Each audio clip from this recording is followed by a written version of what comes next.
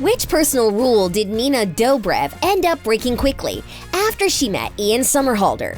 How do Ian and Paul Wesley feel about doing shirtless scenes? And what unexpected rule did Nina have to follow whenever she did scenes as the evil Katherine? Hi, I'm Janet, and here we go. Dating between co-stars. Before she fell head over heels in love with fellow actor Ian Somerhalder, Nina Dobrev had a very strict rule about not dating any of her co-stars. While this rule wasn't officially prescribed to the entire Vampire Diaries cast, Nina opened up about how she wanted to take it seriously for herself. In an interview with 17, she recalled trying to keep things strictly professional between her and Ian, and even stated that she tried to fight her feelings for him. When they first started working together, Nina said she quickly realized how hard it actually was to enforce this rule, especially after publicly stating it. Of course, as we all know, Nina eventually got together with Ian, and the above-aforementioned rule wasn't mentioned again until they broke up and after she left the show. The first time I was on the cover of 17, she said, the cover line said, Nina, why she won't date any of her co-stars. And then, cut to 2 years later. It's funny that I said that. Nina said that she couldn't help falling in love with Ian, and even though she ended up breaking her own rule, it didn't mean she lacked respect for it. Nina and Ian dated for 3 years before tragically parting ways in 2013. Even though their relationship didn't work out in real life, the actors continued to play each other's love interests before Nina ended up leaving. While speculation suggested that Nina left the Vampire Diaries because of the breakup. More on that in a second though, they both insisted that there was no bad blood between them. In fact, Nina is still friends with both Ian and his wife Nikki Reed. And in case you didn't know, she's currently dating American Olympian Shaun White. But was the set environment really that drama-free? Keeping personal drama personal. As we all know, TV stars have their fair share of drama behind the scenes. More often than not, it involves a broken relationship or two. The cast of The Vampire Diaries were no different. This includes Candice Accola and Zach Rohrig, who played Carolyn and Matt, as well as Paul Wesley and Tori DeVito, who played Dr. Meredith Fell on the show. And let's not forget Paul and Phoebe Tonkin's romance. Of course, the most popular off-screen couple was Nina and Ian. The chemistry between Elena and Damien was obviously real enough for them to partner up in real life. And like the electricity they had as a couple, the sparks reportedly kept flying after they broke up. Despite Elena and Damon looking ever as happy on screen, they were everything but that behind the scenes. Several sources claim that Ian actually cheated on Nina, and on numerous occasions. The first time was with another co-star, and later, Nikki Reed. It's not completely clear whether he and Nikki only got together after his breakup with Nina, or whether their relationships overlapped. Many fans believe there were definitely some affairs going on, despite none of the actors ever denying or confirming it. That didn't stop the jokes from rolling in after Nina and Ian's joint acceptance speech at the 2014 People's Choice Awards. And then we started dating on the show. We started dating in real life. And then we broke up in real life. And yet our characters are still dating on the show. It's a good thing it's not awkward. Well, it's a good thing we have chemistry. To add even more fuel to the fire, Nina had absolutely nothing to say after Ian and Nikki's wedding in 2015. Luckily, the trio have been great at keeping their personal drama personal, even well after the Vampire Diaries came to an end. I don't think that's weird at all, Nina said about the three of them hanging out. Why can't everyone be friends? Wise words, especially considering her drama with Ian wasn't Nina's only struggle while being on the show. You might not expect this, but during the first couple months of filming, Nina and Paul Wesley didn't get along at all. According to Nina, she respected Paul, but didn't like him. She also found it funny how people constantly complimented her on their chemistry, and yet they weren't even friends. It's true, when we first started shooting The Vampire Diaries, we totally clashed. Creatively, it just wasn't in sync. Eventually, they ended up sorting out their differences, with Nina explaining that Paul is now one of her best friends. To make things even better, of all her co-stars, the two of them still hang out the most. And so now I just adore her, she adores me, and I talk to her probably more than most of the other cast members. Luckily, neither of them blew things out of proportion when they first started filming together. Otherwise, things might have been really different today. Performing difficult scenes. Despite playing a tough and intimidating vampire on screen, Ian is honest about having had some difficult moments while filming. When asked about the hardest scene he's ever had to film on the Vampire Diaries, you'd be surprised to know that it actually didn't have anything to do with his ex, Nina. The scene in question happened in season 2, where Damon had to lie in the road and the girl Jessica pulls up. She gets out of the car looking at him in the middle of the road, drinking out of a flask, distraught and missing being human, but unable to tell anyone without compelling them and killing them. Ian said that this scene was actually difficult because of how cathartic it was, how realistic he had to be with his emotions.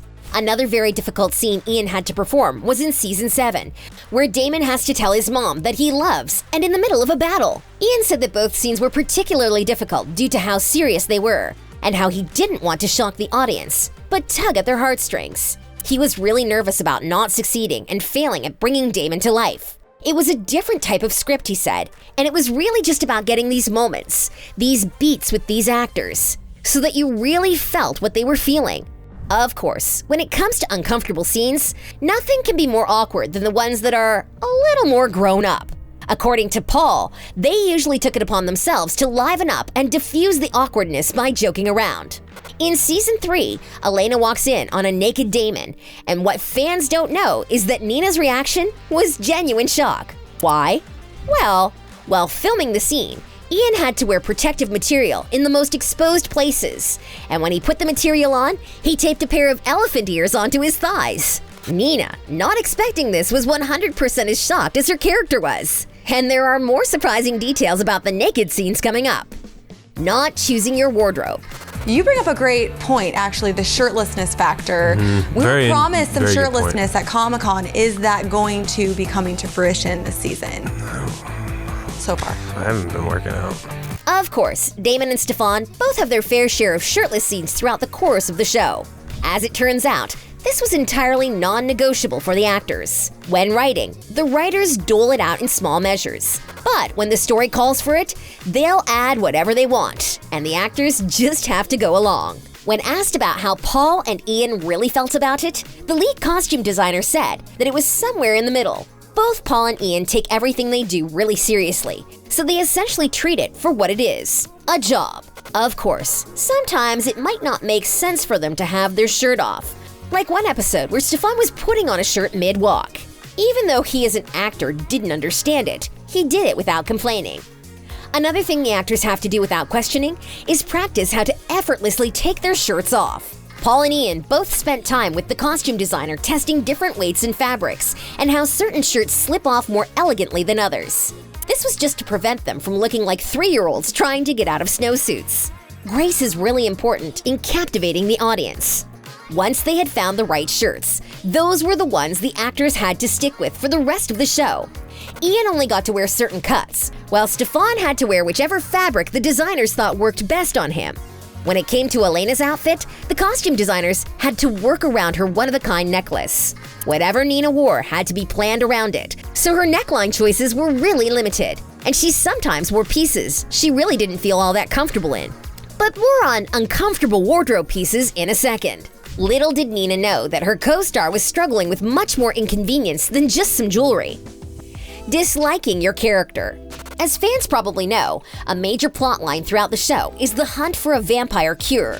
And while it ends up going to Katherine, you might find it interesting to know that Ian wanted this to be the way Damon died. That's right, Ian didn't really want to play his character anymore, considering he much more preferred it when Damon was a bad guy. Ian's plan was to have Damon take the cure, and perhaps dying because of it. But when fans ended up figuring out the plot, it was quickly altered, and Damon stuck around for the rest of the series. When asked about not liking his character, Ian said he wasn't fond of Damon slowly but surely starting to show his human side. To him, Damon was still a villain, and he loved doing some downright evil things, like in the earlier seasons. Despite talking to the writers about his concerns, they couldn't succeed in turning Damon bad again. The audience loved him no matter what, he said, and we kept trying to turn them against him just so that we can win him back again, and it was really hard.